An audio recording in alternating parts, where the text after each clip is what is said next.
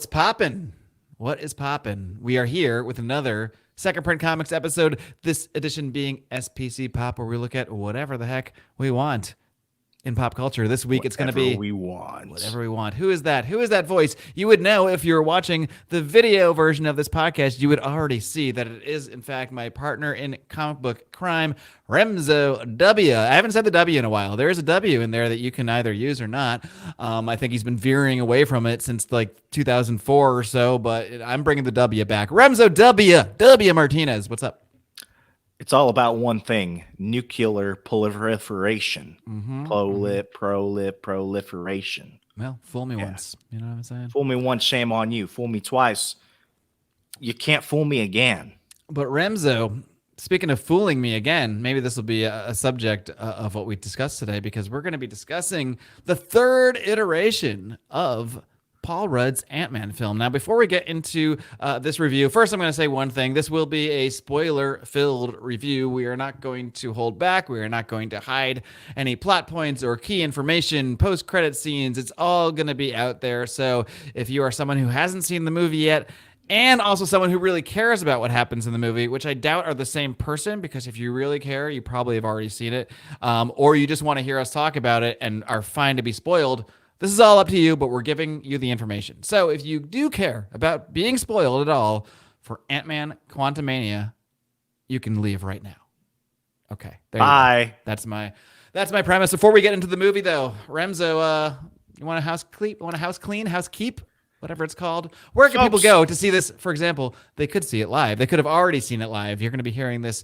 This happened in the past if you're a public person. But if you're one of our wonderful patrons, you might be watching it right now. And you might be getting so much more for as little as $5 a month. You can go ahead and join the collective, the kingdom, the empire itself, the Second Print Comics Fan Zone. It's our private fan group over on Facebook. You join that, you go ahead and get access to a slew of new episodes that are exclusive only to patrons, such as Mark's Tale from the Fuck It Piles, Case of the Runs, and now we went ahead and brought back Remso versus the DCU. I went ahead and dropped Remso versus the DCU Man of Steel recently, one of the most controversial of the Snyder era films. I went ahead and dropped that. You can catch new episodes of those every Sunday, as well as new releases like Mark just went ahead and brought up. Next week, I'm going over and I'm picking up some hardcover graphic novels I'm sending to our $25 and up epic crossover level patrons, so that way you let me go ahead and pimp out your collection for you. And if you want to go ahead and produce episodes of the show like we've done recently, where we covered the woke, furry, freaky Guardians of the Galaxy of the future of the 90s, yeah, that's a mouthful right there, or A Town Called Terror, brought to you by our epic patronage supporting patrons, producers, Eric and Jeffrey. You can go ahead and jump on that for 50 smackers a month. So you can be as involved in this madness as you want to, for as little as you want, or as much as you want, to get in on the fun at patreon.com/secondprintpod. Well, this is all true.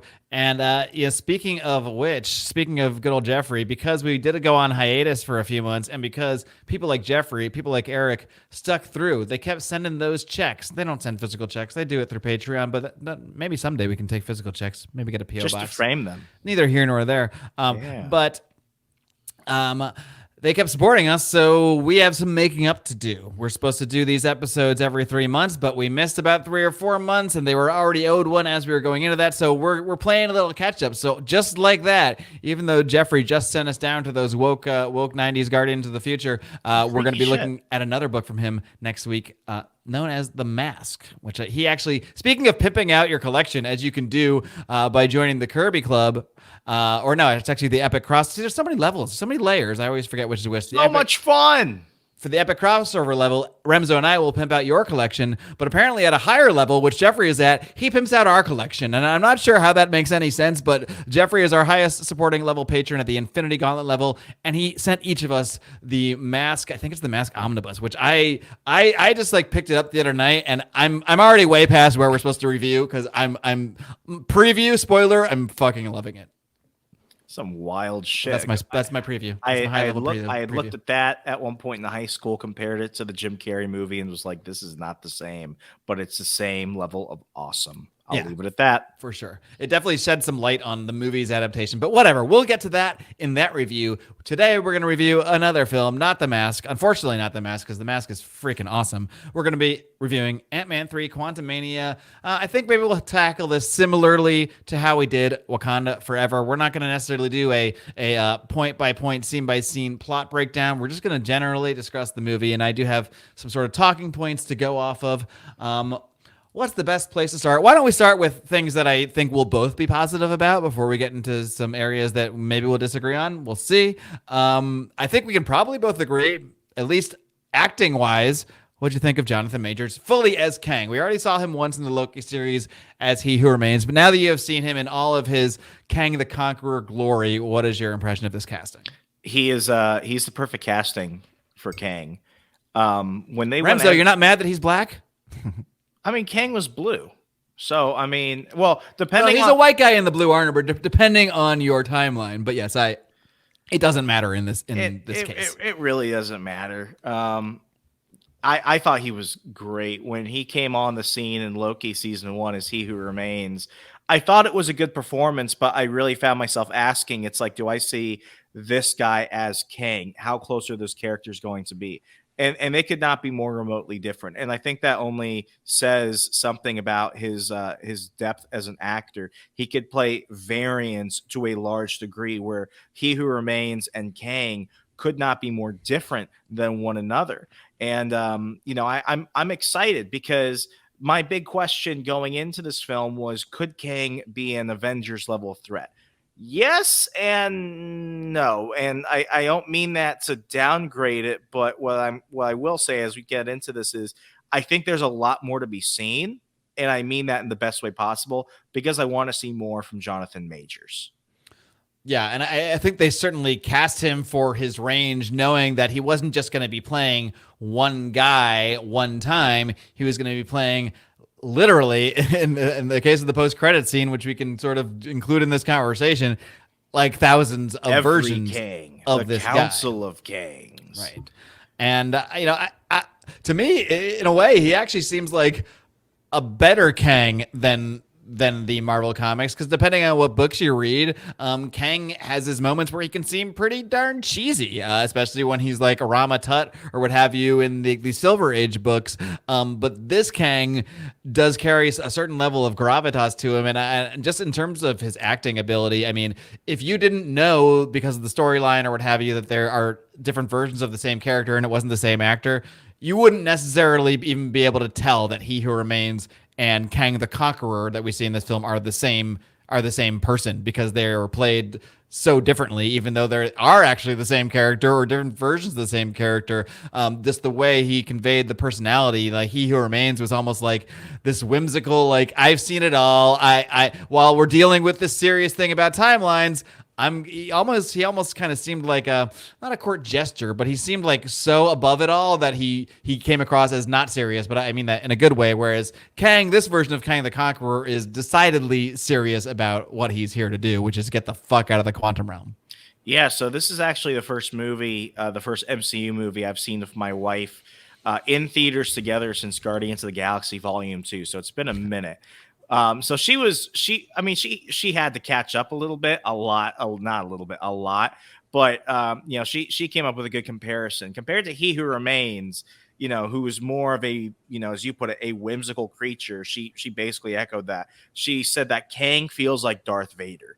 And there were certainly some points in this film where it was like, shit, this guy's not messing around. I'll go ahead and state right now that, I didn't dislike this movie. I'm just strongly mad about it. But what I will say is you seemed to, in our private conversations, you seemed very up on it when you first left the theater. I am up on it compared to a lot of the other stuff we've seen. I enjoyed it. I could actually say I would watch this again. And this is my favorite of the 3 Ant-Man movies. What I will also, well, you hated the first Ant-Man. I hated the first Ant-Man. Yeah. I feel like none of the other Ant-Man movies have carried any gravity to them. I felt like the only time he really mattered was as a plot device in Avengers Endgame. This movie actually, I think did it right. It did not feel like the other Ant-Man films. I actually really enjoyed it.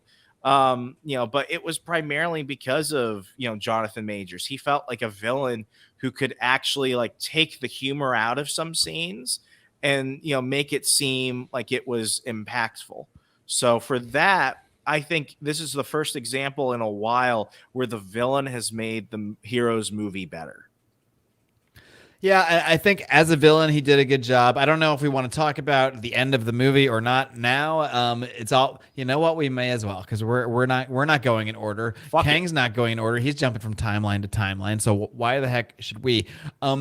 Did you think, because apparently there were different versions of this ending that were done, did you think it made sense introducing a big bad as Kang? Yes, he was already in Loki, but this is really the first fully fleshed out version of Kang that we're seeing. Did you think it makes sense to essentially have him be defeated? Now, we can argue about whether he's really dead or not. Maybe that we'll talk about where this movie might go at the end. But did you think it made sense for him essentially to be defeated by who previously, other than his plot device in Endgame, was basically just a joke character who's all he can really do is get small and big? I'm really glad you asked this because this is another opportunity for a plug. Last week, we went ahead and had our February Journey in the Mystery call for the $15 and up patrons.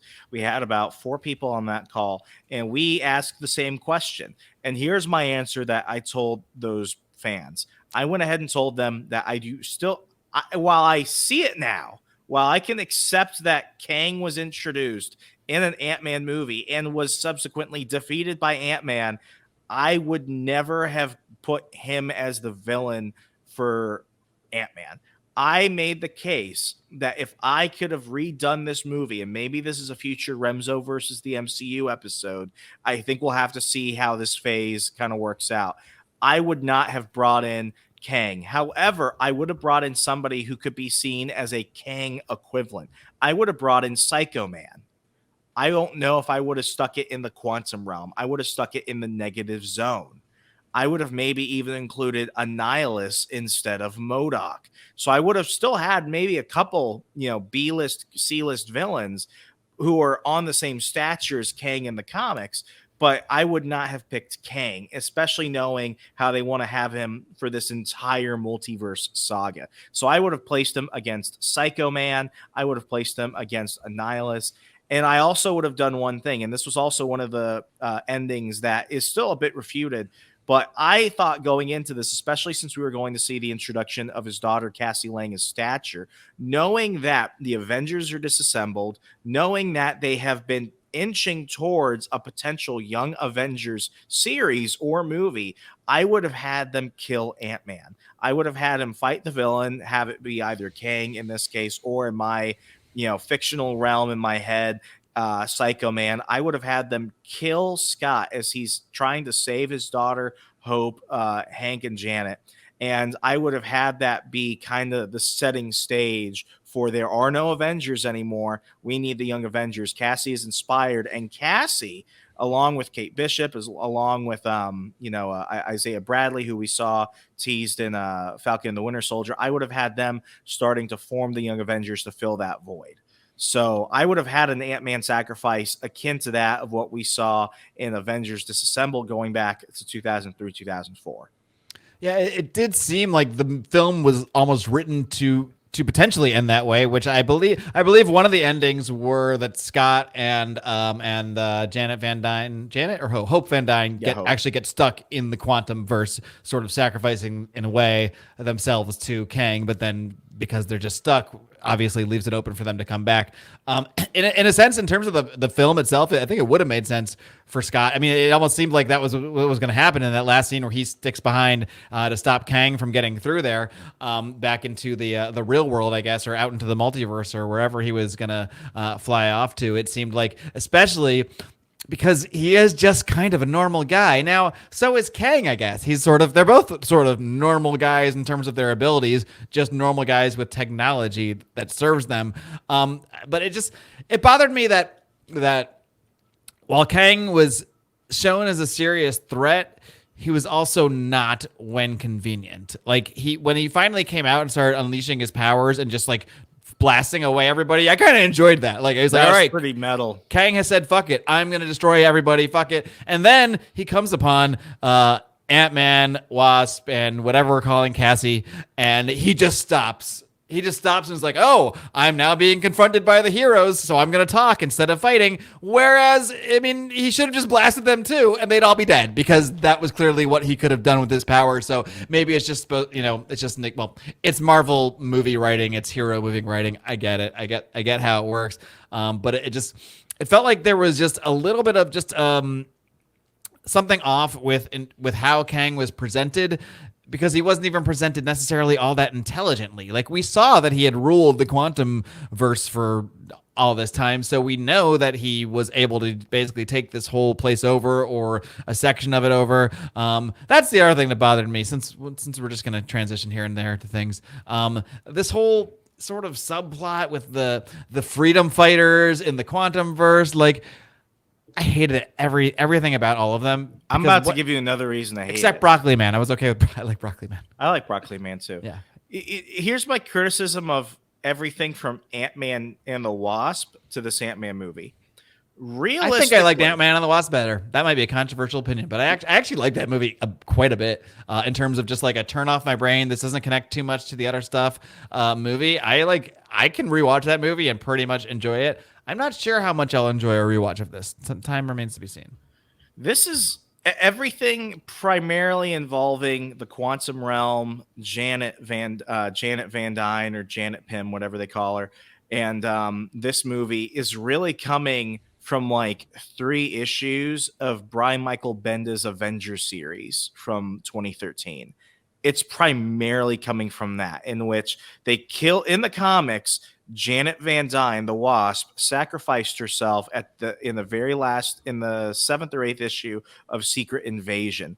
During that time, she got trapped in the quantum realm. Fast forward like 7 years later, they go ahead and bring her back as this freedom fighter who's fighting this oppressive ruler in the quantum realm, and the Avengers bring her back into the real world, and now the Wasp is back again. So basically, everything that they have done with Janet and the quantum realm has come from like a couple of issues of a Brian Michael Bendis Avengers run that doesn't really have much to do with Ant-Man, because Hank Pym was only in like one of those issues. So I don't like the fact that they're focusing on such narrow of source material. We're not talking a volume. We're not talking a storyline. We're not talking years. We're talking a very, very small arc from an Avengers run that nobody really read, because Bendis was getting ready to leave Marvel and move over to DC around that time. He had just been wrapping up on Ironheart and all his other bullshit series that he kind of shoved out the last couple of years at Marvel. And that's where these writers tend to pull that from. So when I went ahead and saw the Resistance and that Janet had led this and everything, I'm like, really? Is this what we're pulling from? There's so many other stories we could pull from. And this is one reason why I was kind of upset with the fact that, Hope Van Dyne is a completely made up character for the MCU. They went ahead and came up with a version that they shoved into the comics through the dumbest way possible by having her be the biological daughter of Hank Pym, but also being the adopted daughter of Janet, who is a kid and is more of Scott's sidekick. So that's kind of weird. But they completely neglected all the Hank Pym stuff. And I said from the get-go, I think we can say this I think we talked about this like years ago in early episodes when we discussed Ant-Man. I don't think it should have been Scott Lang. I think it either should have been from the get-go, it should have been Hank Pym, or it should have been Eric O'Grady, the irredeemable Ant-Man. I think what they tried to do with that guy from I that think one, that's my one favorite miniseries. Ant-Man. I think this conglomerate of things is kind of loose. I don't like the fact that they're just focusing in on a couple stuff. This felt like a service movie. This felt like a movie that's a filler film to kind of lead into other things. It's the Pirates of the Caribbean 2 of the MCU. We've had a couple of those movies already, but this, I can't really stick it out of that range. Well, this is, I think, officially the launch of Phase 5. So in theory, it's supposed to, start setting the tone. I guess that's what bothers me. Again, to go back to sort of the ending, it's like, imagine if what's the first movie of Phase 2? Do you know? I don't even know. The first movie of Phase 2 was Iron Man 3. Or was it really? All right, maybe a bad example. Yeah. Yeah, no, fuck it. Yeah. Let's use the example. What if at the end of Iron Man 3, Thanos is defeated? But he's gonna come back in a different version later, but Thanos is defeated. Tony Stark outsmarts him without the Iron Man. Yeah, that's actually perfect. Tony Stark defeats Thanos without the Iron Man suit. That's about the same power difference there should be from Ant-Man to Kang. And then you're gonna tell us, but don't worry. He has a bunch of different versions, so we should still be worried. But you just beat this Conqueror version without a problem, essentially. I mean, so why am I supposed to be worried about a bunch of this guy? I don't know. Disney has done a horrible job at giving us any ounce of suspense for these movies, and I'm gonna say they've done that since Infinity War, because at the end of Infinity War, even though we freaking knew that half the world was not dead and that the Avengers would come back and beat Thanos. At the end of Infinity War, when Thanos snaps everyone and he's just kind of chilling there and that cuts the credits. I was gasping in the theater. People freak the fuck out. Me, knowing the ending, freak the fuck out. Mm-hmm. There is no suspense anymore. They are just feeding us half of what we don't need, so then we can go and see the film and just get maybe an ounce of what we didn't expect. They've just completely sucked all the oxygen out of the room. Yeah. And I don't want to be, I don't want our entire brand to be centered around hating on the MCU as some other brands I love, by the way. And I'm not going to even argue with the stuff they shit on because they're fucking right. Mark, at least we're watching these. I know people that aren't even watching these anymore. They're just like, I'm out. I'm going to hate on everything. Everything is doomed. This movie is not horrible. Well, especially if we look at the broader scope, I think that's why I still do, even though I don't like a lot of the direction of the MCU since Endgame. And in many ways, I almost wish it just ended at Endgame because it would have, then I would always have a good feeling about this thing. Whereas I feel like no matter where things go with the MCU, it's already becoming watered down and it's probably going to become more watered down. And at the end, in 20 years, I'm probably going to look back on this with a mix of fondness I still and haven't disgust. watched Miss Marvel. I mean, you're not missing much. Honestly, it wasn't that bad, considering it's not horrible. If you consider the audience it's made for, that's like the least of my complaints, to be honest. It's not amazing. There's certainly I have issues with it, and as I discussed, all of which with our patrons, you can hear all my Miss Marvel reviews by joining the old Patreon. It's all there. But I mean, to me, She-Hulk is a much more offensive property in every way. Wrong. I mean, to me, if there's a time where I go back and just look at, you ever seen this episode of The Simpsons where they're kind of going frame by frame, and you're like, and you can see the exact moment right here where Ralph Wiggum's heart breaks. Where his heart breaks. This might be, you might look back on me and we'll be able to see the exact moment where I was watching She-Hulk and she fucking crawled through the Disney Plus app, and I thought I fell asleep, or was like, because I was falling asleep, like I had a long day that first time, and this all happened, and I like half fell asleep, and I remember I woke up and asked and talked to my wife. I was like, did we watch a She-Hulk where She-Hulk left the show and talked to the writer? She's like, oh yeah, that happened. I was like, oh my God. I was like, this is so stupid. I probably just had some fever dream that this has happened. There's no way they would really do that. And I went back and just to confirm that what I had seen was true. Whatever, the show's not about She-Hulk, but my God, like that is just not the fact that they did fourth wall breaking. Side rant, as we review Ant-Man, we're going to review She-Hulk. The problem isn't that they do fourth wall breaking. In fact, I had no problem with the snide remarks to the camera here and there. Like, that's funny. That's She-Hulk-esque. But if you're going to call this property a part of the MCU that affects the rest of the MCU, that has Daredevil and these other characters that we're going to see in other properties, you're going to also tell me that this same character is aware that she is being written by a group of writers, including robot Kevin Feige, and then that's the actual universe. So now I'm supposed to believe that all of this is a written universe, which kind of takes me out of the whole thing. Yes, we all know it's written, but I don't know. They tried to out Deadpool with a woman. Make that be the moment that, like, kicks off the final listeners who are like, there, look, the misogyny moment. But like, that's what they wanted to do.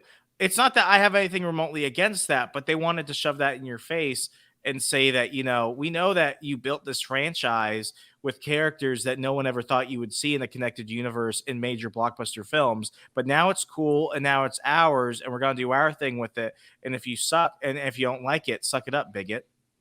Right. Yeah, and then I will be interested to see because I think Deadpool is the best example of pulling off fourth wall breaking in film. In the first two movies, like it worked perfectly with Ryan Reynolds playing Deadpool. I'm curious what Kevin Feige's gonna do to this thing. Hopefully, they just let Ryan Reynolds mostly steer the ship on this because he knows the character and knows how to play it off. But if they try to MCU this thing, I don't know where that's gonna go. But nonetheless, this is why, and this is a total side remark. We'll talk about it like in a couple of weeks. But as I've been really sitting on the James Gunn DCEU, I think I've come more to accept it because as I've learned how the DC Studios is going to be, it's very much a tyranny. Like it is a James Gunn dictatorship, which could be good or bad. I'm kind of okay with that because I'm with it conceptually because with a connected universe like this, I mean, Phase 1 worked because you had a Kevin Feige. Now you can argue Phase 4 isn't working because you have a Kevin Feige. So this can go both ways, but you needed someone that is overseeing the grand vision, which we'll see. For bad or for good, that is what James Gunn is. Yeah, and I mean he's a writer too. He's a writer. He's a director. Feige isn't, and that is I think I don't know if it was Variety or Vanity Fair when they went ahead and interviewed James Gunn a couple months ago. James Gunn basically said, there's way too much studio interference. There's way too many hands in the cookie jar, so to speak, and we're shoving out movies and we're filming them while the scripts aren't complete. Here, we're not going to do anything that's not complete that doesn't immediately get connected to the other properties that we're developing. And when I saw that, it's like, you know what? That's how it should be done. That's how it should be done. And as somebody that has, done films for both Marvel and DC at this point, he's got more credibility to say that than really anybody else. Indeedy. So anyway, we'll save all that stuff. Probably our next edition of Pop in 2 weeks is where we'll finally be doing a little breakdown we'll leave that there of the Gunverse, so to speak. But anyway, what were we talking about? Ant-Man 3? Okay, back to Ant-Man 3. Did you think that Kang should have been the villain for this? Oh, I guess for what they're doing with Kang, he has to be introduced across multiple properties for the storyline that they're building up with him.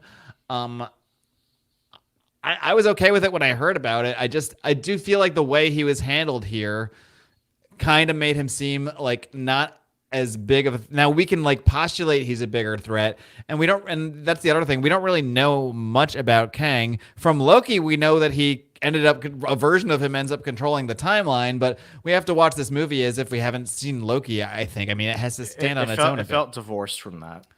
And yeah, until the post credit scene, and even then, that would be confusing if you didn't watch Loki. It'd be very confusing if you hadn't seen imagine if you just watched movies and then suddenly you're like, why is Loki in the 1890s with Luke Wilson? Think how my wife felt. Think how my wife felt. So the last Marvel movie she watched was Guardians of the Galaxy Volume 2. Oh my God, she hasn't even been through Endgame. Yeah, and then she's here, and she's just like, I'm just happy to be here.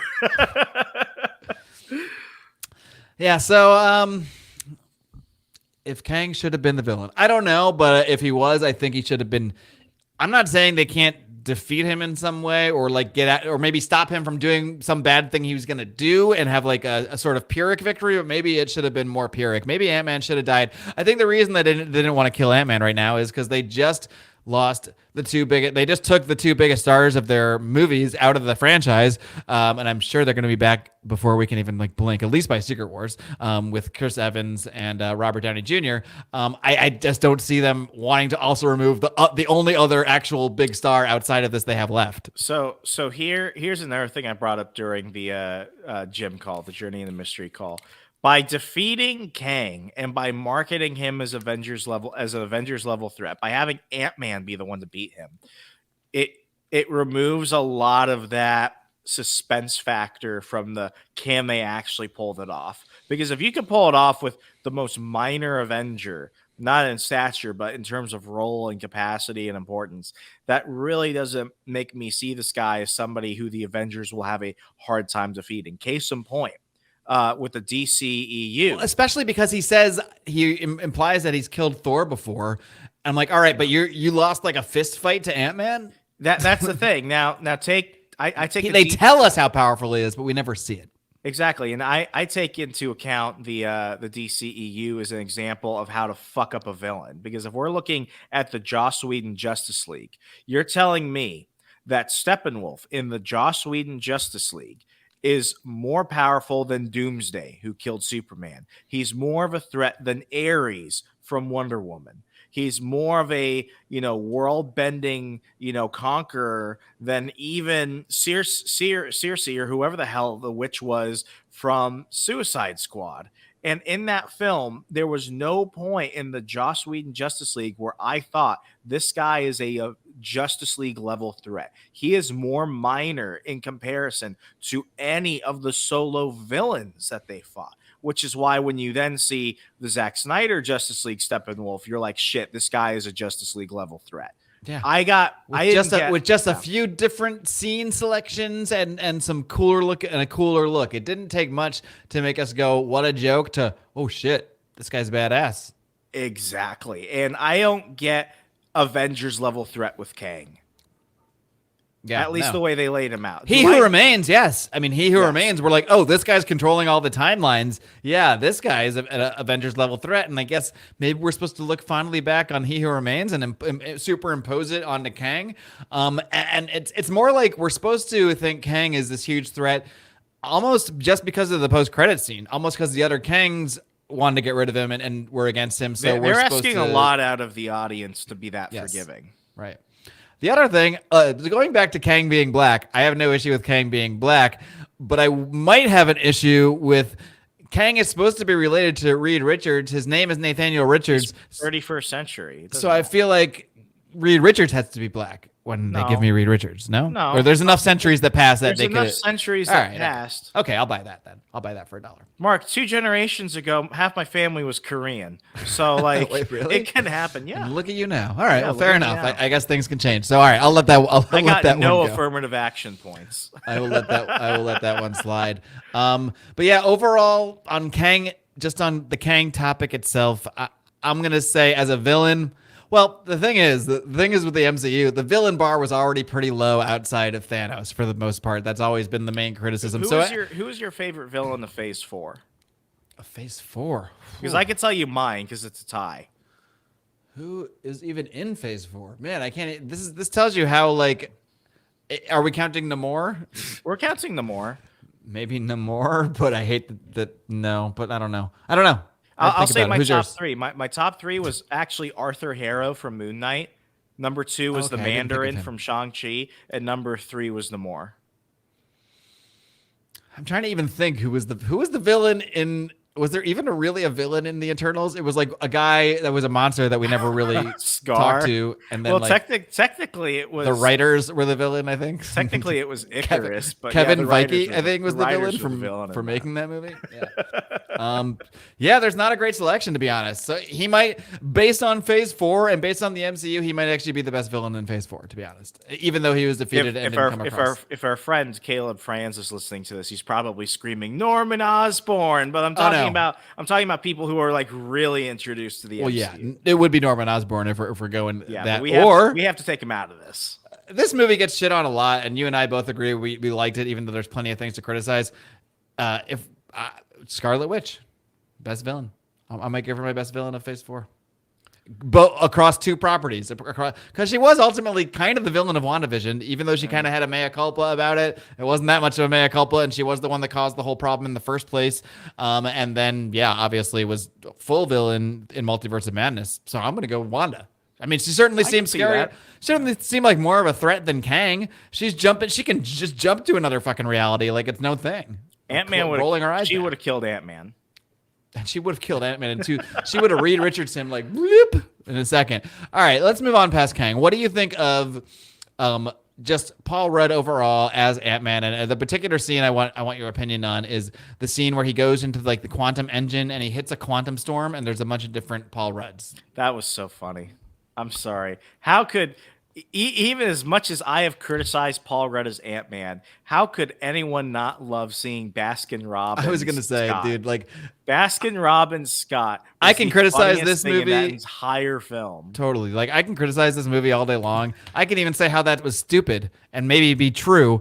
but my whole family laughed. The whole theater laughed. I laughed. It was funny. And look, if you're going to have Paul Rudd in a movie, you may as well let him be funny because that's his fucking thing. And that was the funniest fucking part of the movie was Baskin Robbins, Scott Lang. And especially when he kind of shows up and you forget about him, then he's climbing all the Scott Langs and there's like the last guy that pulls him up. I mean, that was stupid, yes, but I laughed. And at the end of the day, if I laugh and I enjoy it, like, okay, is it ruining the character? No, he's already a comedy character, so it's fine. I was okay with that. I'm not sure how okay I am with Scott just helping Kang at all. I mean, I know he was pressured into it, and it's to save his daughter and this and that. But especially because Kang was. Oh no, they were together. He did have her captive, right? I'm mixing her up with Michelle Pfeiffer. All right. Yeah, we've talked about him enough. Scott, I think that like Paul Rudd is Paul Rudd, and he's being Paul Rudd in this movie, and I can't hold anything against him. He's doing what he's supposed to do, being this comical character. But again, it's like I'm seeing this comical character who has no real powers except to shrink or get big, get in a fist fight and defeat Kang. Yeah, Hope helped him at the end. Okay, but like that's my issue, and I won't drive. What do you do to a horse? Oh, you beat it. I won't beat that dead horse much more. But to me, just you can't tell me Kang is the big bad, even if it's really the other versions or what have you, and have him be defeated that way. I saw that fight scene no different than how I saw Tony Stark and Pepper Potts at the end of Iron Man 3 with Aldrich Killian. Like but Aldrich Killian isn't Kang. I'm not supposed to think he's that big of a deal. That's how that made me feel. It's like that was such a moment where it's like, oh, we have to fight the bad guy. Fast forward, throw her in there. Oh yeah, we have to have the woman save the day in the end, of course. Well, same thing with Michelle Pfeiffer, pretty much being like the warrior princess to Hank Pym's like all I can really do is talk to ants. Can we? Okay, that joke that Hank made when he gets in contact with his ants. That was the funniest moment where he's like, listen, I don't remember. It was basically, he's like, these ants, they create a class 2, are you talking about the socialism comment? Yeah. I actually thought that was funny where he's like, you thought that was a joke? That was really? Hank is a California liberal who's into science and evolution and everything. Of course, he's probably extremely left wing, but how it was executed, I actually thought he was funny. Where he was like, "Listen, I know socialism's a charged word," and they cut it off there. I could see that. That's funny. That actually got a kick out of me. But I thought we're going to disagree on that one. I mean, I wasn't triggered by it. It's like whatever, but I definitely didn't laugh at it. I rolled my eyes at it. Because I'm like, oh, now Hank has seen this, so Hank is going to come back and say that cows are destroying the world or some shit. I thought it was funny. I think it would have been funnier if like another character was like, come on, we all know that's a dumb theory. If there was some kind of counter to it, but whatever. It's not a big sticking point. I thought it would have been funny if the ants had like called him God or something. It's like, thank you, God. And Hank is like, listen, we're gonna have to talk about that. Dude, that would have been funny. That would have been a funny line. Yeah. He's like, I'm rolling. Let me roll with this for now. We got to do this, but I thought it would have been funny for them to like really Rick and Morty this shit and have the ants like have built a statue of Hank and they see him as their creator. Well, they do Rick and Morty this shit, and just not until the post-credits scene. Rick. Well, there are moments throughout it, and maybe we should talk about like the 3,000-pound elephant in the room. Did you expect Bill Murray? Yeah, I knew he was. You didn't know he's in this? I knew he was in it, but like I kind of forgot. And then he's in it for such a short period of time. Supposedly there was a version where he was more crucial to the plot and came back at the end to help. Yeah, because they kind of just scrap him fast. Now, when he's in it, he's funny. Yeah, he was great. Yeah. I mean, Bill Murray's always great. I'm never gonna not get a twinkle in my eye when Bill Murray appears. But I was I was disappointed, if anything, that he was just so throwaway. It was like, hey, everybody, here's Bill Murray. Squash. Yeah. Adios. And it's like this is another plot point that just annoys me, which I'm sure people have mentioned all over the place, is that hold on. She knows about Kang and knows he's a big deal.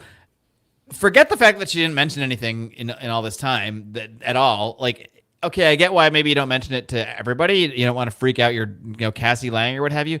Dude, go talk to Doctor Strange, all right? Go talk to someone that knows about tell them this guy's fucking there and could get out. At this point. Dude, like, come on. Like, that's a big deal.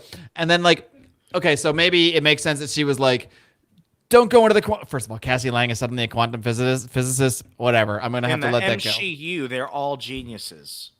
Yeah, in the MCU, you have Ironheart, Cassie Lang. If you're a female, you are a genius, and you can make whatever technology you need to.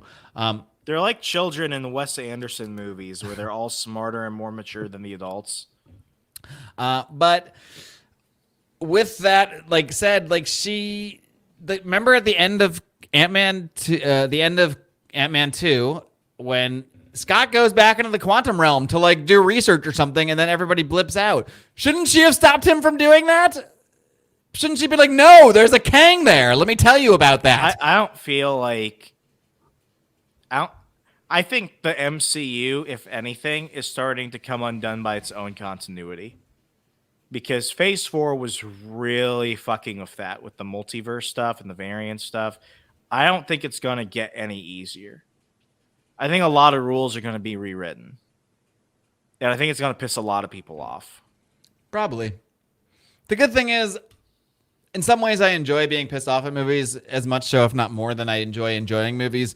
So that's why I'm sort of perfect to be the one to pledge to go see all this stuff, watch all this stuff, and talk about it on this show with you. I'm just surprised that Ant-Man gets 3 movies, but Black Adam can't secure a sequel. Okay, I'll just say it because I'm always going to be mad about that. Okay, here's a question. We did this with Wakanda Forever. Ant-Man 3 or Black Adam? What's a better movie? Black Adam. It's a better movie. Yeah. I don't know if it's true or not, but I think if someone came over right to my house right now with a bunch of mushrooms and said, "Which one do you want to watch?" Okay, if that was the case, I'd probably watch Quantumania. I'd probably watch Quantumania. Yeah. Here's the other problem I had. Now, I probably watched. I didn't like Doctor Strange, but I'd rather watch Doctor Strange on that. Maybe it would be Doctor Strange in that case if I had mushrooms. Iron Man on acid. Yeah. But the thing is, the way that they approach everything with the quantum, it's like it's the biggest. It's at the same time, Kang is the biggest threat. At the same time, he's such not a threat that he's not worth mentioning. And then he's such a big threat because all these Kangs had to banish him, and he's such a little threat that Ant-Man and the Wasp can defeat him. And it's just like there's these like two things I'm supposed to simultaneously believe. Can't you say the same thing about Sylvie killing He Who Remains, though? Can't you make the same argument? Well, the thing is with the Sylvie thing, I think that to me it was clear He Who Remains was just ready to die and was just like, it wasn't like a battle. It was just like, yeah, kill me. I'm ready to be done with this shit. So I didn't really have a problem with that. When you put it that way, that makes more sense. Yeah. Thanks you. So that's what annoys me too. I had to do that. I have to do this stuff. I have to fill in the gaps the writers don't fill in for us. Why can't writers do this? Why are the writers the ones doing this? Speaking of, since I'm already in ranty mode, we're 40 minutes in. We haven't talked about the real 3,000-pound elephant in the room, the 3,000-pound giant head in the room. What did you think about M.O.D.O.K? That was just some. Was that actor like under contract, and this was their way of just like getting him out of it or something? Is it me or it didn't even look like his face? I thought. No, that is the worst CGI in the MCU. Worse than She-Hulk. This is the worst CGI. This is like early 2000s Disney shit.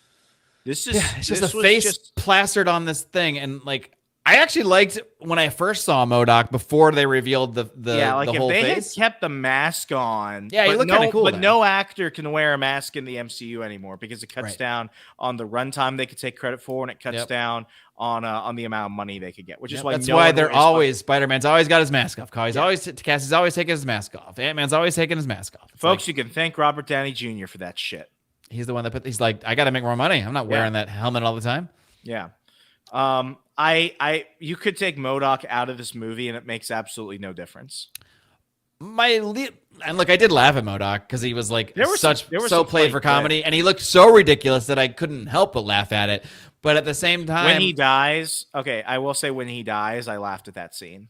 You're not supposed to laugh at a character dying. Well, when Scott is when Scott is looking at Hope and everyone else who hasn't been around M.O.D.O.K is confused. Scott is like, a lot has happened today. That was funny. yeah, it's been a long day. I think my biggest issue with M.O.D.O.K, I can get over the fact that the CGI is ridiculous and he's supposed to be just played up as this comedy character. What bothers me is then he becomes one of the crucial parts of defeating Kang too. When just because Cassie has this line about saying "Don't be a dick," and then suddenly next time we see him, he's bursting through Kang's force field and he's like, "I'm not a dick," and it's like, all right, that's force. No, he is a dick. He's always been a dick, and just because Cassie has a throwaway line to him, he's not a dick, and to the point that he wants to help defeat Kang now. I thought that was just a. You don't need a redemption arc for this guy, all right? No one's begging for the Darren Cross redemption arc. No one's begging for the M.O.D.O.K redemption arc. I think that's part of what made it so corny at the end when he's like, "I got to die an Avenger." I laughed at that too. I will be. I laugh at. I can laugh at a little part of a thing and then still think the whole overall crux of it was stupid. Yeah, so that's where I go with this. What else? We kind of touched on them. It's the theme with these MCU movies. The best part is some older actress that's actually a really good actress that probably doesn't belong in cheesy movies like this. In this case, Michelle Pfeiffer. I can't name a single Michelle Pfeiffer line. I just like looking at her though. Yeah, but talk about aging Silver gracefully. Fox. Oh my God. Even my wife was like, dude, she's still hot. She's just like elder hot. I'm like, yeah, that's why you're my wife. She is hot. And it's like, it really makes me sad, so sad, to see all these fucking women nowadays. It started with the older women that get this weird surgery with their cheeks and they look like aliens, like Madonna. Fillers, yeah. I'm so glad no one has talked, because now there's young actresses doing it. We're like 20, like the actress from. Did you see the chick from Game of Thrones? I was gonna say the chick from The Boys. Oh my God, the chick. Are you talking about Emilia Clarke? Emilia Clarke. Well, no, she had 2 brain aneurysms, so leave her alone. She didn't get surgery. I didn't know that. She filmed the last season of Game of Thrones in the midst of which she had 2 brain aneurysms, and that's what anything with her can be chalked up to. I didn't know that. I take that back all of a sudden. She had no weird surgeries. I think she's still a fox. No, but the actress from The Boys, I don't know her name, the blonde who plays the blonde. You know what I'm talking about? The main actress. Yeah, the one who plays Starlight. She looks so cute in that show. Erin Moriarty. And she no longer does, because she got that fucking surgery in her 20s and she looks like an alien now. How are they going to explain that? Oh, now you're an alien? It's so sad what women are doing to themselves. And Michelle Pfeiffer, of course, she's wearing makeup or what have you, but Michelle Pfeiffer is aging gracefully as fuck. My only issue, I guess, it's more MCU stuff. She's the one with balls, and Hank Pym is kind of a bitch who hides behind ants. To me, that's a purposeful juxtaposition. But in terms of her own performance, she was awesome. She's the best part of this movie. Yeah, I can see that. Yeah. And also would. But anyway. Whoa. Totally would. What else? Any talking points you wanted to get into? And then we'll talk mostly about maybe where this goes and the post-credit scenes, and we'll do our grades. But anything else you want to touch on first? I've got really nothing. I mean, this felt fun. This felt more. This is what I'll say. This is a stupid fun movie. That's all it is. Regardless of all of our stuff, this is probably the first time in a while I have gone to see an MCU movie where I've actually like laughed and come out like with overall positive feelings about it. I was not an Ant-Man fan. I didn't like the other Ant-Mans. I thought that Ant-Man could have probably ended after Endgame, but like this was done better than most, but I don't know if it's because the standards have been so low or because it was just objectively good. I would still say I'd rather see Black Adam more than Ant-Man and other stuff. But if I'm going to compare franchises, but this was a palate cleanser from the horrid experience that was the Phase 4 films. That's all I'm gonna say. Like, was it perfect? No, but at the end of the day, if I can have fun watching a movie, that's all I want. And my wife had fun, and she's not into this stuff at all. And she also agrees that Black Adam should have gotten the sequel because we went to go see it in theaters. Like, I think Ant-Man 3 is a good entry so far. It's not the best. It's mid-range, but that's not bad either. If you have fun, who am I to say it's a bad movie? I liked it. I had fun, and I would probably watch it again. I think in the end, it's a relatively harmlessly, if at not times cheesy, Ant-Man movie. My problem with it is mainly as a Kang introduction movie. Yes, that's where I have my issues. That will be my biggest issue with this movie. It should not have had Kang as a villain. All right, so where do you think this all goes from here? I guess we can further go into the post-credit scenes. The first one of which is where we see, well, we call it the Council of Kangs. It seems like they're calling it the Kang Dynasty. It's a scene where there's three prime Kangs essentially who are leading the council. One wears this Egyptian garb, which I thought was hilarious, but somehow robot arms too. Jonathan, what's that? She's got robot arms too. No, that was the Scarlet Centurion, or was that also Ramatut? I thought that was Ramatut. No, I think that's Scarlet Centurion. Oh, okay. Maybe I got mixed up. I could be wrong, though. I could rewatch the scene. Anyway, they didn't call him the Scarlet Centurion. It's not clear what that third Kang is, but it seems like it's a non-Scarlet Centurion because he wasn't red, but he is a Centurion seemingly type guy. Ramatut, and then it seems like he's kind of the lead Kang is the one that is supposed to be M.O.D.O.K. Those are the lead Kangs, and they're calling a meeting of the Council of Kangs, I guess, to discuss. Now, how do they know? Because they're like, it's over. The Avengers killed that Kang. How are we supposed to think they know? Do they have a Kang beacon? How do they know that Kang died? Remso, explain this to me. I think they have a way of do better than the writers and make something up. I think they have a way of observing the sacred timeline, and when Kang was killed, one of the appendages disappeared, which means that's one less possible outcome. You know what would be awesome if they told us that. Yeah, because they didn't. And that's what always frustrates me with these movies. Like, yeah, with a lot of this stuff, I can put some stuff together, but I shouldn't have to do that. That's why they have writers. They should do that for me. Someone's getting paid for this shit, and I'm paying them to not do the full homework. Exactly. So,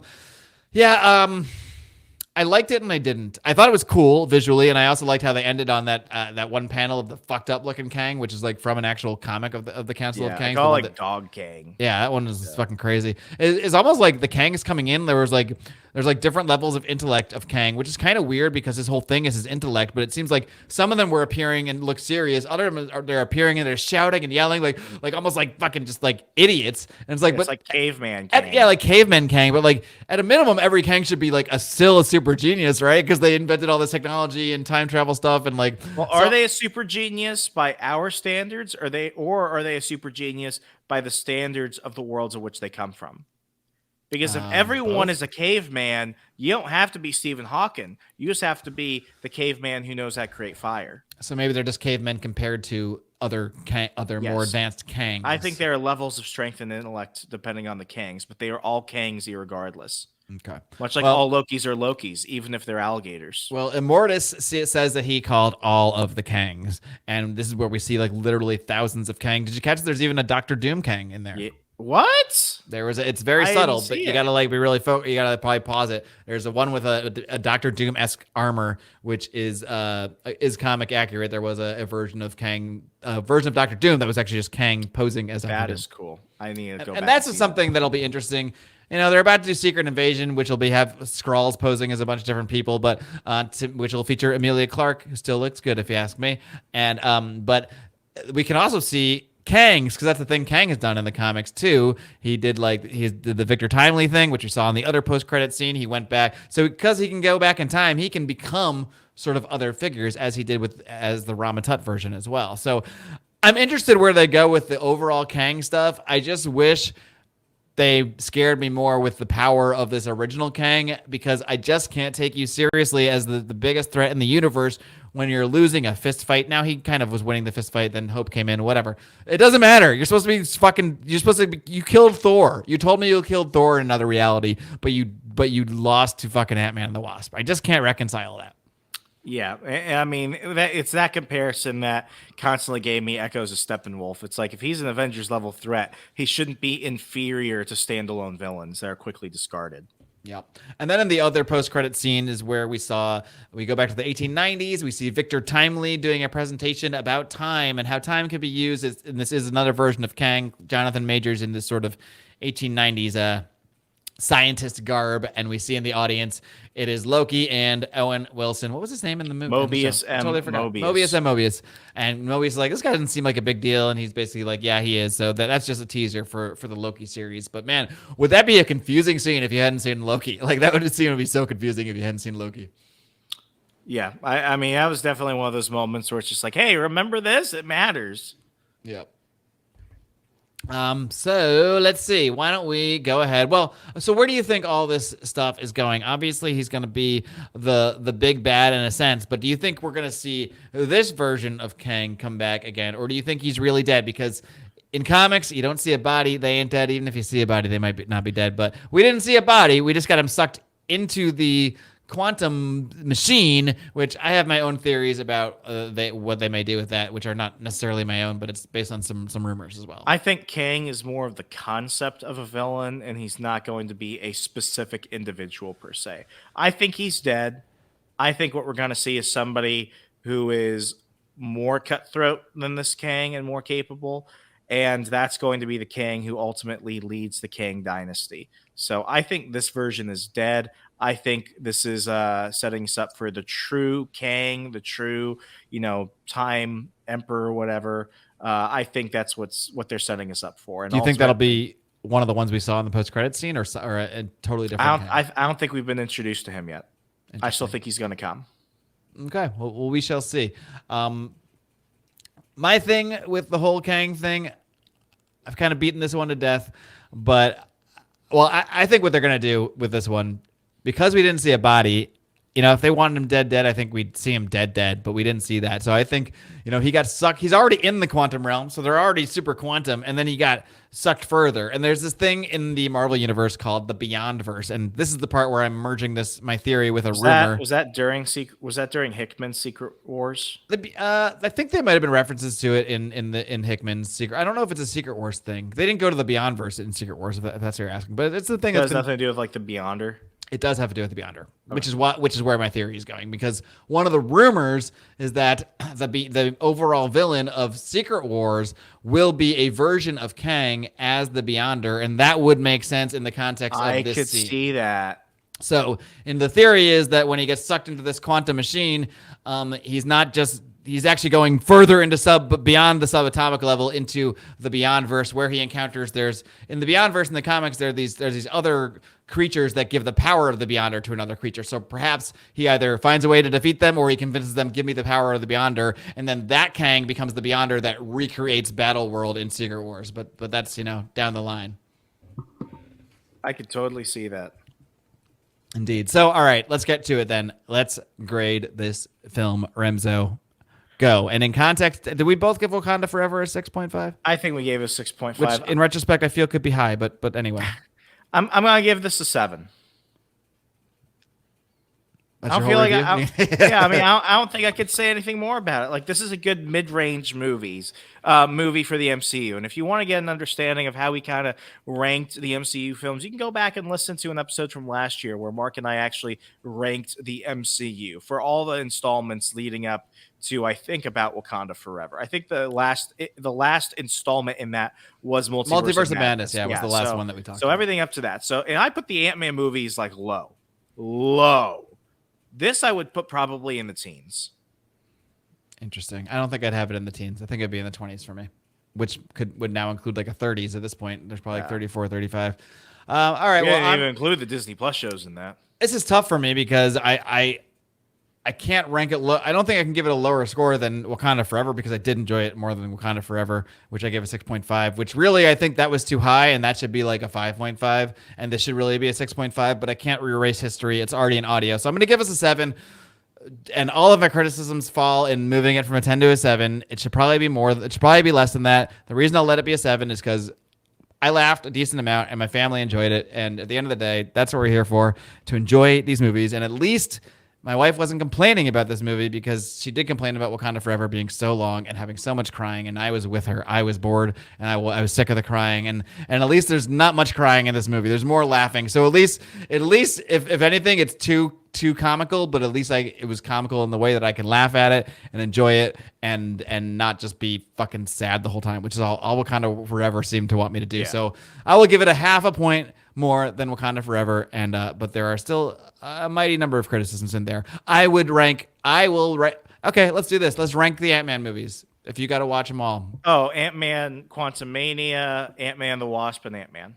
All right, I am Ant-Man and the Wasp, then Ant-Man Quantumania. Really? Yeah.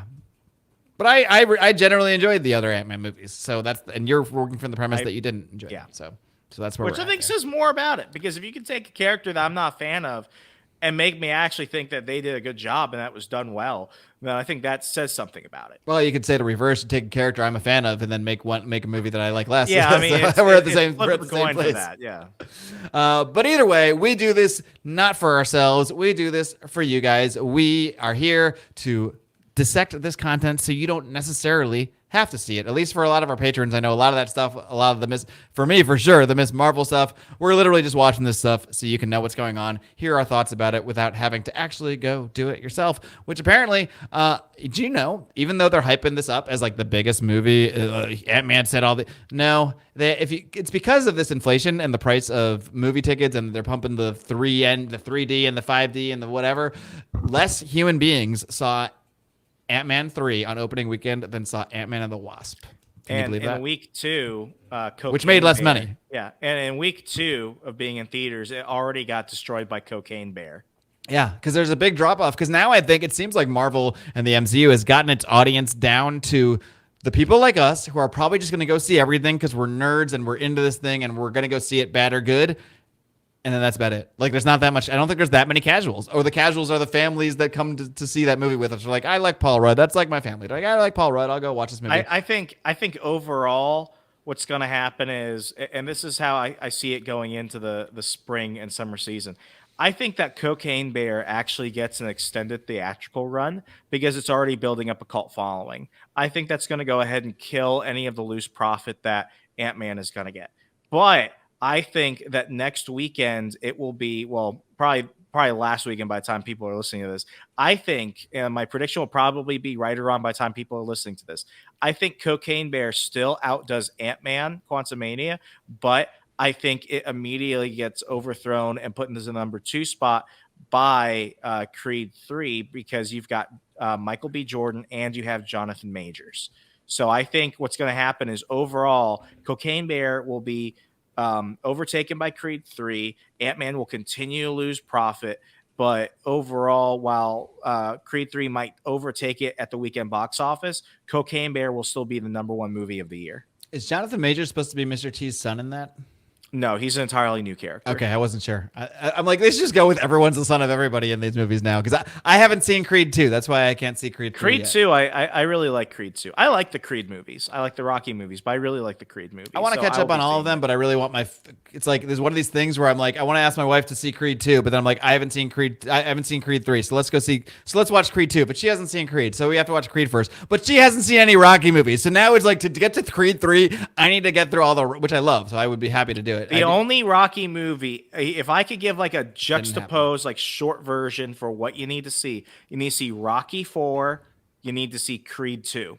Those are the only 2 movies you really need to see to understand Creed 3. If you wanted to skip it. So not even Creed 1, because I saw Creed 2. I saw Creed 2 in theaters without having seen the first Creed. I didn't see the first Creed till last year. And it's good, but it's not like you really need to see it because there's a lot of forced exposition in these films that kind of fill in everything for you. I mean, Creed 1 is just Black Rocky. It's literally that. Which I enjoyed. Anyway, nonetheless, we've talked about a variety of films along the way to talking about Ant-Man and the Wasp. So tune in a couple weeks. We'll probably be back. I think the next episode of Pop, of course, a format of the show. Every other week, we'll do SPC Pop, looking at something in the pop culture realm or the latest news or what have you in the comics industry. And then every other week, we'll be doing Reissued, where we look at more specific, sort of the classic SPC format. And of course, you get early access to all this stuff, including a bunch of bonus content from me, Tales from the Fucking Pile, Case of the Runs, looking at Jeff Johns' JSA, still soldiering through that awesome series. While Remso gives you his rants, Remso versus the DCEU. Maybe we'll have Uncle Brody back soon. There's a lot going on back there. And all that can be yours for as little as $5 a month. Patreon.com/secondprintpod. With that being said, Remso, would you like to sign us off here? Folks, if there's one thing you can do, other than probably streaming this film on Disney Plus later, you can go ahead and remember in your heart of heart that if nothing else is true, it's read comics and change the world. Change the world. Good night, America. Adios.